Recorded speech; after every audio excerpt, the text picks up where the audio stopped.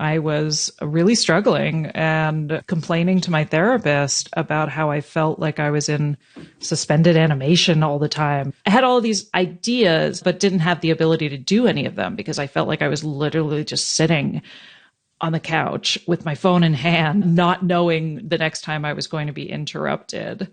And that was like the first time I had ever even heard of the term executive functioning.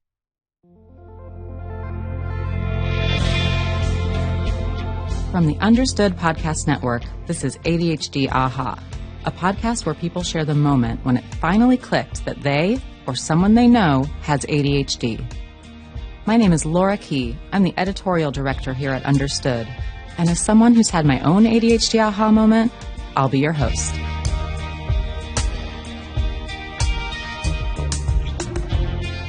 I'm here today with Katy Weber. Katy is an ADHD advocate and coach, founder of Women in ADHD LLC, and host of the Women in ADHD podcast. Oh my gosh, where to start, Katy? Where to start? Well, we've been here before. Katy and I got to chat on her show, which is fabulous. I recommend everybody check that out. But I'm so excited to have Katy here with me today to answer all of my questions about her story and her aha moment. So welcome, Katy. Yeah, thanks for having me. I'm excited to get a chance to sit down and chat with you again. I like to start often with my guests by just asking, when were you diagnosed with ADHD and what was happening in your life at that point? Yeah, so I am what I like to call a pandemic diagnosis. I was officially diagnosed in November of 2020, but I think my own kind of self-diagnosis journey really started fairly soon after lockdown when I was really struggling and complaining to my therapist about how I felt like I was in suspended animation all the time. My kids were home and my husband was home, and I just couldn't get anything done because I was just like waiting for the next catastrophe to happen around remote learning and Wi-Fi and Zoom and like all of these things. And then the next thing I know, my kids needed to eat again. And it just felt like I was suddenly this, like many mothers during that time, I was like a full-time butler and chef and housekeeper. And yet at the same time, you know, we all had this heightened anxiety, and I just felt like I was doom scrolling all the time and we couldn't go anywhere. And it was just such a difficult time for so many of us. When I was describing this to my therapist, we really kind of zeroed in on the inability to do anything, right? And that kind of waiting mode where I felt like I had all of this unstructured time and no ability to really feel like I was accomplishing anything.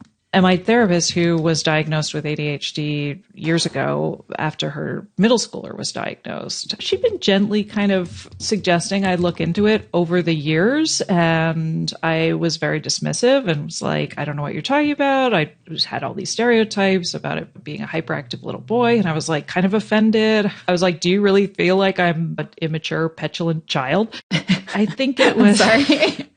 Right? Like I was totally offended. I was like, what are you talking? ADHD. I just didn't relate to it on any level and really didn't take the time to think about what connection she was making in our conversations. And then after lockdown, she was like, dude, like really look into what this looks like, especially in how it manifests in women. And that's why I remember like I had taken an online ADHD test, a generic one for adults. And there were some things that I kind of related to, but a lot of those DSM questions, like, do you feel like you're run by a motor? I was like, I don't know what that even means. I guess, don't we all? Like, what even is that? And so I scored kind of moderately, but didn't really think much about it. And then it was when I took the one specifically for women through Attitude Magazine, the one written by Sari Solden, where it was like, wasn't talking about fidget spinners and the need to move, right? Like it was talking about core shame around clutter. And, you know, questions like, do you hate when people show up unannounced? You know, it really sort of got to a lot of the social and emotional elements of ADHD that had just never occurred to me. And that's when I was hit with that realization many of us are, where I was like, oh, okay. All right. I see where this is. And that was kind of like, yeah, the spring or summer of 2020. Which ADHD symptoms do you think you were struggling with the most during the pandemic? Walk me through a typical day and like maybe point out the symptoms that you experienced throughout that day during that time. Yeah, I mean, I think it was I mean, it's often called like waiting mode. I feel like I hear it called that, or even I think it's an element of time blindness where I just feel like I can't start something if I know that there's an appointment looming. If I have a doctor's appointment at 1 p.m., I can't do anything leading up to that. And I didn't realize that was a focus issue or an anxiety issue. It was just sort of something I never thought much about.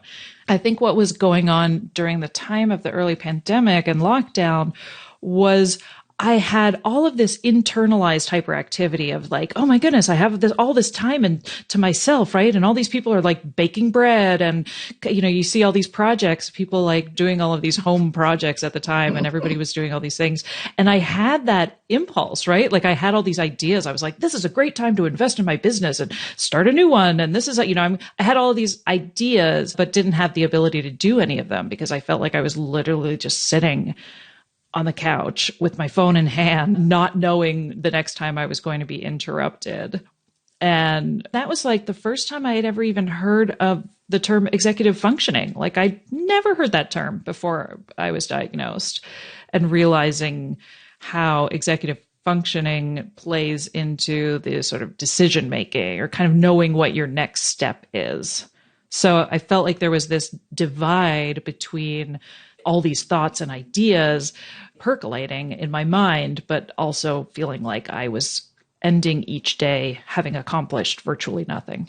I feel slightly relieved that I'm not the only person who struggles with something's about to happen in like an hour, so I can't focus on anything else up until that moment. It happened to me yesterday. Right? My daughter was going to have a play date and I was waiting for her friend to show up. And so an hour before her friend showed up, I started to get super anxious and I had all these things that I wanted to do, but I was kind of like creepily waiting by the door way before I needed to. And I was struggling so much just waiting for this event to start so that I could start my next event. I've never heard anyone else explain it like that. So thank you.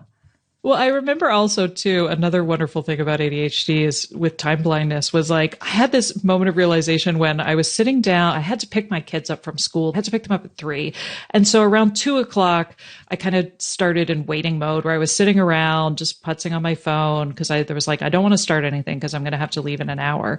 And then literally 5 minutes before I had to leave, I had my coat on and one shoe.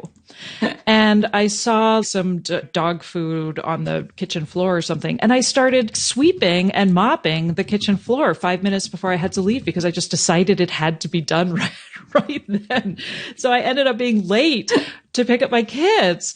And even though I had literally done nothing for an hour up until 5 minutes before. And I was like, I thought in my head, this is something I could easily do in 5 minutes. And I think that's another thing that a lot of us struggle with, which is like, how long will a task take us?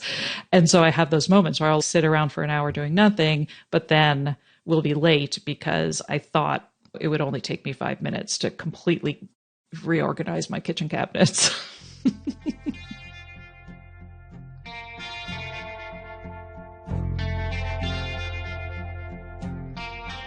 Do you feel like now that you have a better understanding personally of what that being run by a motor phrase means?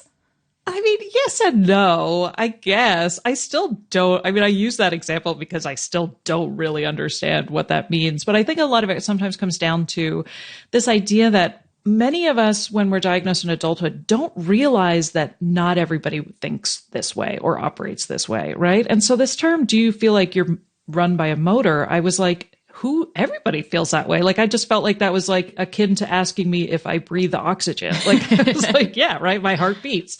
And so I think that, a lot of us women, especially, we don't relate to the hyperactivity element of ADHD, even if you talk about internalized hyperactivity, because racing thoughts, 3 songs playing in your head at all times, rereading paragraphs or having 18 tabs open on your computer, like all of those things that are examples of internalized hyperactivity. I think many of us are just like, wait, that's not universal.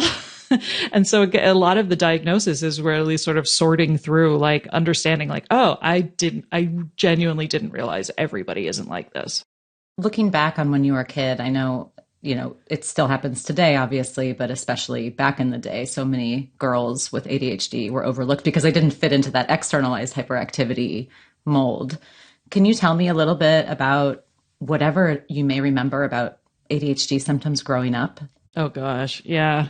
How much time do you have? Yeah, I think one of my first realizations with my daughter when she was doing a project in the third grade, and it was on Singapore, and it was a country project, and she had all this fun doing all this research. We were gathering all of this information. We were gathering, souvenirs that we had gotten from being there, and she had everything kind of together. And we had this giant blank white trifold billboard that we had to put information on for this project. And she just was like, couldn't figure out where to start. She just had all of this difficulty organizing all the information in terms of like, where do I even begin? And I remember looking at her and being like, I had that exact problem. I didn't know what it was. This was years ago, long before my ADHD diagnosis. But I remember thinking to myself at that moment where I was like, yeah, I feel like I may have had an undiagnosed learning disorder. Like what even is that? Inability to organize information. Like I didn't know what that was.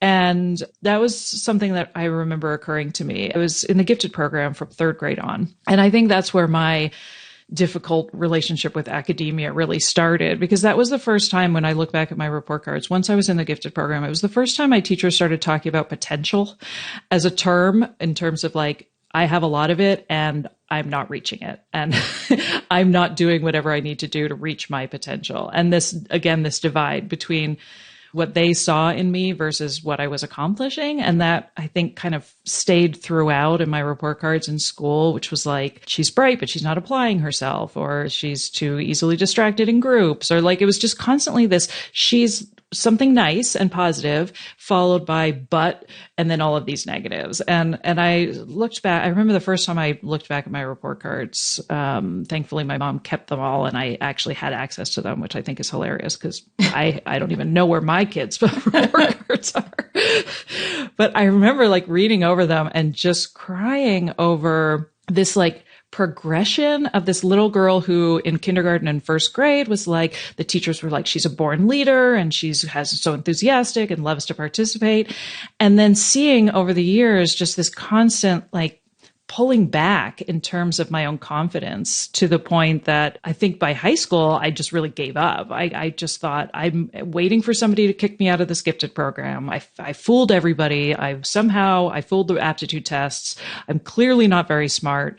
And then by high school, you could see like I just had truancy issues. So I just stopped going. I skipped. I partied with my friends. Like I was doing anything but studying because I just felt like I was very confused. Like I just didn't understand why everybody said I wasn't trying hard when I felt like I was trying very hard.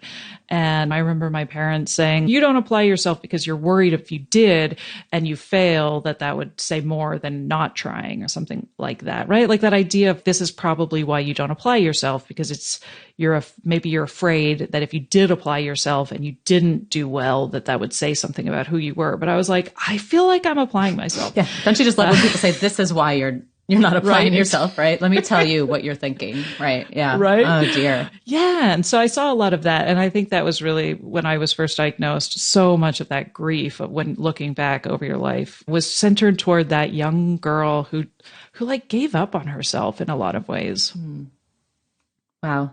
Yeah. That comes up a lot, especially with women on this show, that grief looking back. And that's part of my own story as well. Do you remember what grade or age you were when you started to notice those comments about not living up to your potential, quote unquote, on your report cards? Like, when did that start to surface? It really started around the third grade. I think it escalated in middle school, like it does for a lot of women, when it was kids, when there was more structure and more organizing, expectation of independence, where it went to, there were comments of that my grades are slipping and that I need to study harder. This idea that like disappointing results, if you had studied harder, you would have done better. And me thinking, I don't even really know how to study harder. I don't want to make it sound like I was studying every night because I certainly wasn't, but I think it was like feeling like I really didn't understand what study harder even meant. Just feeling really lost about what I needed to do. I'm actually writing that down because that's something I want to keep in mind with my own child. What does study harder even mean? So you guys get to watch this is how I remember things. Semantics matter, right? Yeah, exactly. What do you think would have helped you looking back, what would have helped you with living, I'm going to use the phrase that is the phrase we don't like, living up to your potential? I mean, one of the things I noticed when I started interviewing women through the podcast, because I think the vast majority of the women who I interviewed did quite well in school, right? I feel like that it's more common for women who were diagnosed in adulthood to have done really well in school and kind of white knuckled it through school, and to have not have struggled that much, but really kind of doing things last minute and pulling it together. Yep, that's me. Right? Yeah, I remember. Yeah. I feel like one thing I've noticed from interviewing so many women is that the women who were diagnosed with another learning disorder in school at a young age, like dyslexia or dysgraphia or dyscalculia, it was like established at a very young age that they had this learning disorder, and so that they needed help, they needed accommodations, and there was nothing wrong with them, right? This sort of narrative of there's nothing wrong. Like, you just need help. You think differently, you learn differently. And I feel like for those of us who received no diagnoses, there was this idea that like you were the problem, right? That you just weren't trying hard enough. There was something you needed to figure out on your own in order to do better, as opposed to looking outside for help. And I sort of feel like there's this divide in terms of how that affects your self-concept, right? Aging into adulthood in terms of depression and anxiety around this idea of I have to figure this out. There's something wrong with me, as opposed to I need whatever tools I need to succeed. Mm-hmm. Yeah. So I guess in answer to your question, I feel like a diagnosis of something would have been helpful, but I think really understanding or having been taught at a younger age that it wasn't my problem, that this was something I needed help with. Right. It's like you weren't doing poorly enough to get the help that you needed, right? That's a real problem. I mean, you mentioned white knuckling it through. There's so many kids, boys and girls, who are doing that right now, and they're just getting their C's and they're fine, but they could be getting A's if they had the supports that they needed. You have 2 kids, is that right? Yeah, I have a 15-year-old daughter and an 11-year-old son. Now, when you got diagnosed with ADHD, they had not been diagnosed with ADHD, is that right? Yeah, most of so many women I interview were diagnosed after their kids were, right? And I think it's quite common with adult diagnoses, especially in moms, but neither of my kids were diagnosed. And so when I was diagnosed, I immediately saw ADHD in my son. I mean, I feel like I've always felt like he and I were cut from the same cloth in many ways, especially with school and reading comprehension and that kind of stuff. So I immediately was like, he has ADHD, and, I had to get my husband on board because that took a lot. My husband was very, very uncomfortable he was like, sure, whatever, you can get diagnosed. It's fine. But when I actually started suggesting that maybe our kids had it, a lot of the stereotypes and the stigma really kind of came up, and we had to deal with a lot of that. But my daughter, I never would have thought she had ADHD. She does really well in school because, again, in my mind, ADHD meant difficulty in school. And that was sort of a fundamental characteristic, right? And so it wasn't until I started interviewing countless women for the podcast where I was hearing this same story over and over again of doing really well in school, but having this anxiety building up around perfectionism and performance and being the good girl, that I was like, oh yeah, that explains my daughter perfectly. And it wasn't until she went into high school and went back to in-person learning that her anxiety had gotten to the point where I was like, yeah, it's undeniable at this point. And so I had them both assessed. We did like the full psych assessment over the summer. And they both did it at the same time? They both did it at the same time, and they both were diagnosed with ADHD and generalized anxiety. Wow. It's weird because I want to be surprises. Like, yay, congratulations. I know. But I know it's, but truly though, yay for you for getting them the support that they need earlier than you received it yourself. Well, yeah, absolutely. Right. And I just have such gratitude for seeing all of these different sides of how neurodivergency manifests. Right. And I just feel so grateful for having developed the ability to see this, and also just like a language as a parent on what do we need and what are some of the things we can do for you, and how to communicate with their teachers, because their teachers are seeing kids who do really well in school and aren't a problem and aren't an issue. And they don't see signs of ADHD in either of my kids. And, if I bring up ADHD, they're like, I don't know what you're talking about. They're fine. What do you say in those conversations to help them understand? One of the examples I love to give to teachers with my son is my son will never ask for clarification because he doesn't want, for A, he's worried that he's going to look stupid. And B, he's worried that the teacher already said it and he wasn't listening. He was being inattentive, as he often is. And he's worried that he'll get in trouble because he was like, maybe she said it and I wasn't listening. So he'll never ask for clarification, and it gets him into trouble because there's times where he sort of has to guess on a test. And if he guesses wrong, then we have this conversation around where I'm like, look, the teacher is there to help you. And he's like, no, I can't raise my hand. So I try to explain to the teachers what anxiety looks like when a kid is just sitting still being well behaved, like what's happening behind the scenes. And they're seeing a very different kid. They see a little boy who is well behaved and seems to be paying attention and is staring straight ahead.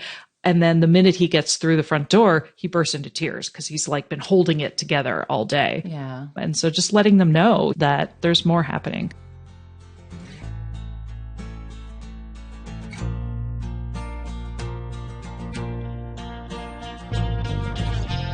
So during the pandemic, when you were in this suspended animation and starting to realize things about yourself and your ADHD symptoms, and then eventually talk to your therapist, when did Women in ADHD launch? So the podcast launched in December of 2020. And it's funny because I started interviewing women in the very beginning before I was even diagnosed officially. And there was this part of me, that part in the back of my mind where I was like, what am I going to do if I'm like not diagnosed with ADHD? Like, because I just knew it. I mean, I just knew, viscerally that it was ADHD, but I launched the podcast like technically before I was officially diagnosed. Wow.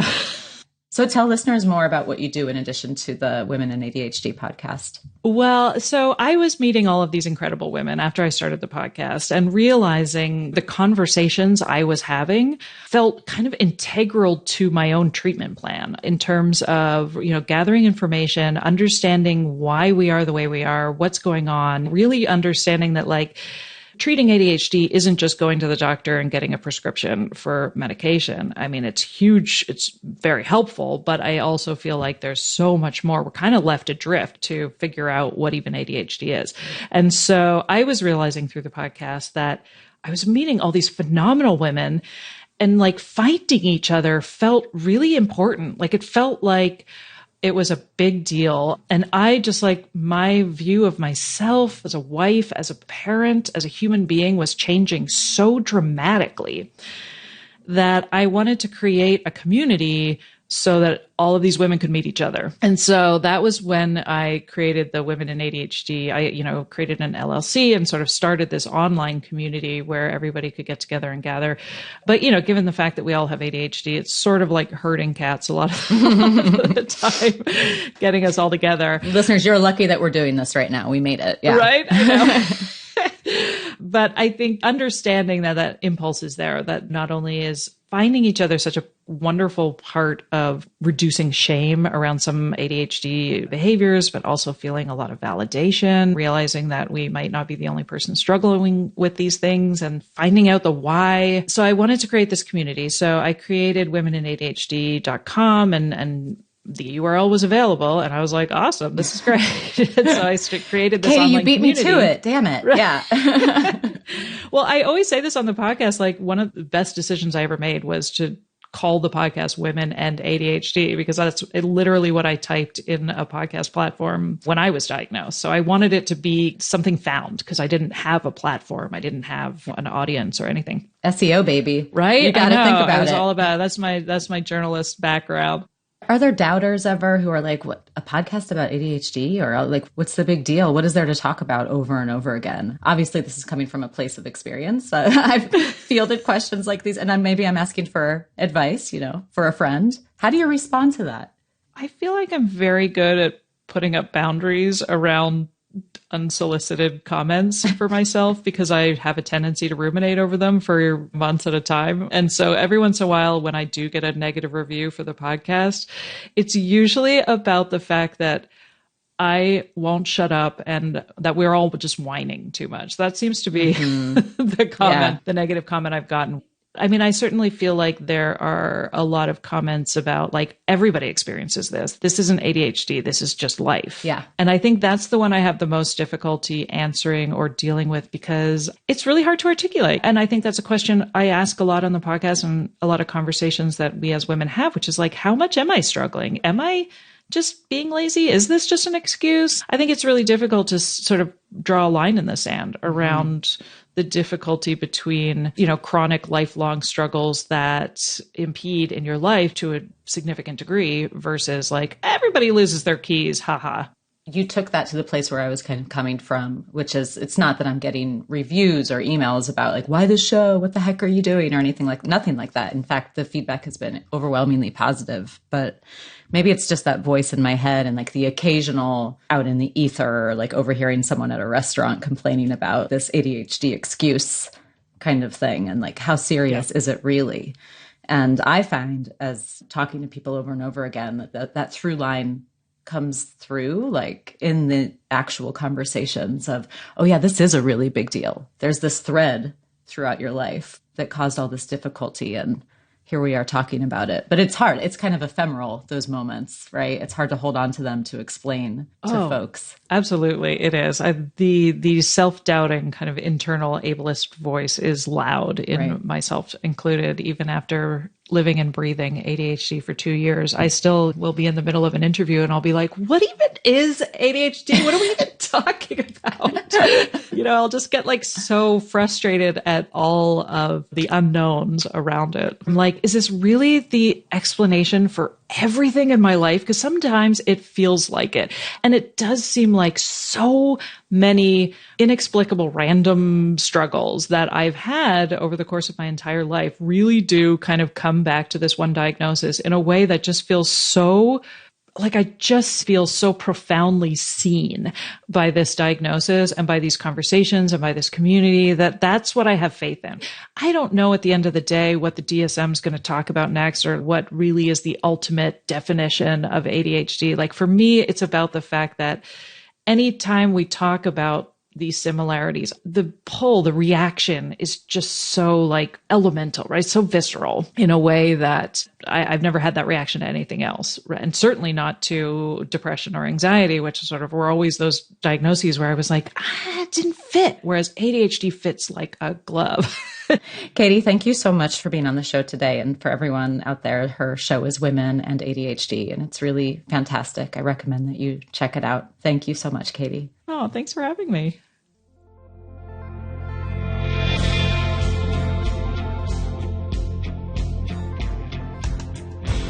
You've been listening to ADHD Aha from the Understood Podcast Network. If you want to share your own aha moment, email us at adhdaha@understood.org. I'd love to hear from you.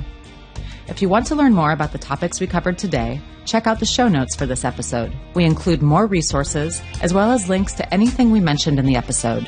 Understood is a nonprofit organization dedicated to helping people who learn and think differently discover their potential and thrive. We have no affiliation with pharmaceutical companies. Learn more at understood.org/mission. ADHD Aha is produced by Jessamine Molly. Say hi, Jessamine. Hi, everyone. Brianna Berry is our production director. Our theme music was written by Justin D. Wright, who also mixes the show. For the Understood Podcast Network, Scott Koshira is our creative director, Seth Melnick is our executive producer, and I'm your host, Laura Key. Thanks so much for listening.